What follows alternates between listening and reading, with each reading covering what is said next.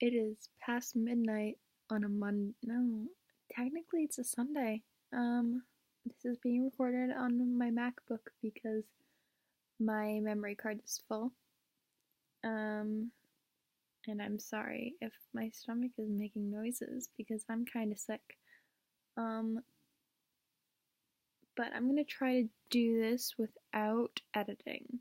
So we'll see how this goes. Hi, haven't seen my face in a while, have you? It's been like over a month. How you doing?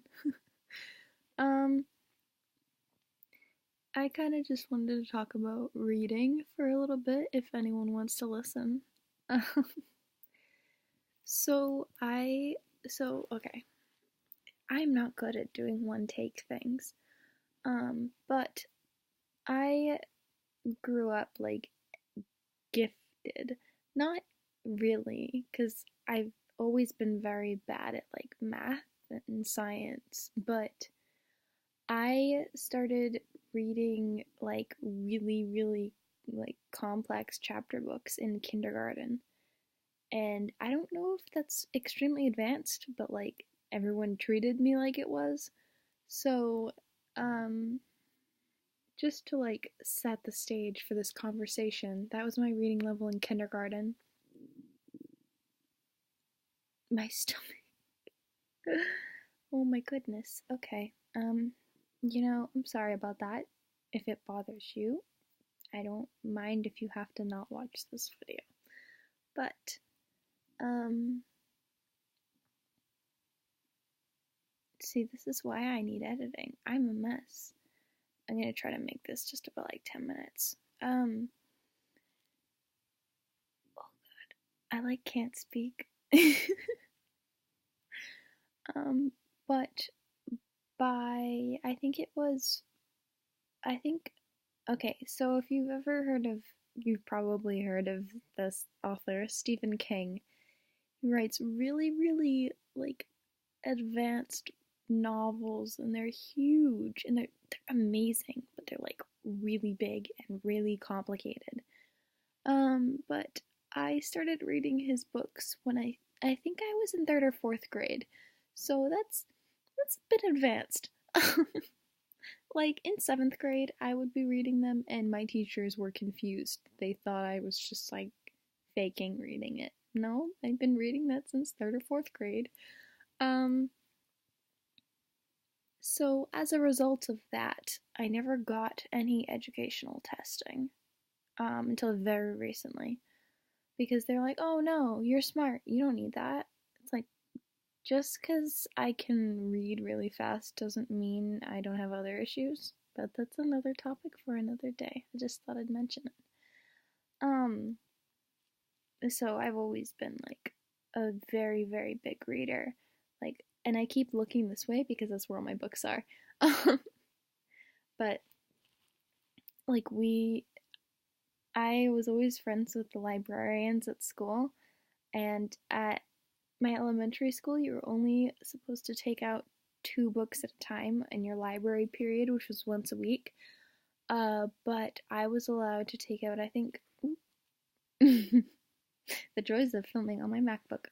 I was allowed to take out, I think, four books, and I would say it's like library period. I would take out those four books. While we were in library, I would read a bunch of books. I think the most I read in one library like period was like 10 books. I couldn't read very fast, but and then I would bring those four books home and I would read them, and then I would get to school early to go to the library to wait for the librarian to get to school because I would get there before her, and she would let me in the library. I would return my four books and I would get four more. And usually I would finish those before the end of the school day because I was the kid that would read during recess and would ask the teacher if they could stay inside and read. That was me. Um, so I finished my elementary school's entire library. Like I read all of the atlases, the encyclopedias. Um, I read encyclopedias. We used to have a set of encyclopedias at my house. I don't know when or how we got it, but I was I think I was okay, it was before we moved into this house. I moved here right before second grade, so I was really young when I read these. But I had just like completely run out of books. Like, we would go to the bookstore, we would get like maybe 5 books. I would finish them before we got home, or like really soon after. We'd go to the library, I'd get about 20 books, I would finish them within a few days. So it wasn't always feasible to go buy me new books or go to the library every few days. So I ran out of books and I started reading encyclopedias. Now I have a vast amount of random information I'll never use. Um, but I read every single book in that library. Like, I finished the entire library at my elementary school. Like, and then at my local public library, sorry, there was a car driving by. My local public library, I finished the entire children's section, and my mom wouldn't let me read the young adult section or the teen section until I was like 11 or 12, I think. So before then, I finished the entire children's section. Like, and now my relationship with reading is really weird because, like, I have DPDR, which is depersonalization derealization disorder, something like that. But the main thing it does is I dissociate a lot, and when I read, I get I get like extremely focused. Like, I can't snap out of reading, and I won't hear anything. I won't notice anything around me. I can't tell when time is passing. And then um as per my synesthesia, which link in the cards to that video where I talk about synesthesia, when I read, I have very vivid images in my mind, like automatically, that correspond with the words. So it's like really easy to get into that. So I will, and I won't be able to focus on anything else but that until I finish the book. And then I can't do anything for the rest of the day because I'm just so out of it from reading. If that makes sense, it's like a reading hangover, and it's annoying because I can't do anything, and that makes me not want to read. If that makes any sense, like, because I am gonna have to do stuff. It's like, well, I have free time now, but I have to do stuff later, so I can't use that free time to read. So I haven't properly read a book since almost a year ago, I think. I like before last summer, I haven't properly read a book, and that is very shocking for anyone that like knows me personally. Like I played softball when I was little for like 10 years. No, not 10 years. That was dance. I played softball for like 8 years. I brought books and I would read them while I was on the bench waiting to go up to bat.